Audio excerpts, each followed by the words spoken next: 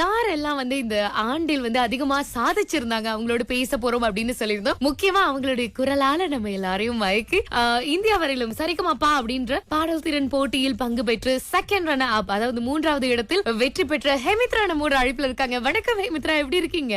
வணக்கம் அக்கா, நான் நல்லா இருக்கேன் அக்கா. நீங்க எப்படி இருக்கீங்க? நலமா சிறப்பா இருக்கும். உங்களுக்கு புத்தாண்டு வாழ்த்துக்கள். ரொம்ப நன்றி அக்கா, உங்களுக்கும் இனிய புத்தாண்டு வாழ்த்துக்கள். சரி ஹேமித்ரா, புது வருஷத்துல என்ன பண்ண போறீங்க அப்படின்னு தெரிஞ்சுக்க ரொம்ப ஆவலா இருக்கும். ஆனா அதற்கு முன்னாடி 2025ஆம் ஆண்டு உங்களுக்கு ஒரு முக்கியமான ஆண்டாக இருந்தது அப்படின்னே சொல்லலாம். உங்களுடைய ஒரு பயணம் இந்தியா வரையிலும் போயிருந்தது. இந்த ஒரு அனுபவம் எப்படி கூட்டி இருந்தது? ரொம்பவே நல்லா இருந்தது அக்கா. இந்தியா மட்டும் போல அக்கா, நான் மலேசியால உள்ள நிறைய குட்டி குட்டி போட்டிகள்ல கலந்து முதல் பரிசு வென்றிருக்கேன்.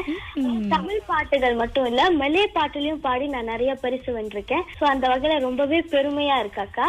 நான் திருமுறையிலயும் கோல்ட் மெடல் எடுத்தக்கா. நான் எல்லா வருஷமும் நான் முயற்சி பண்ணிருக்கேன். பட் நான் ஃபர்ஸ்ட் லெவல் செலக்ட் ஆவேன், செகண்ட் லெவல் செலக்ட் ஆவேன்.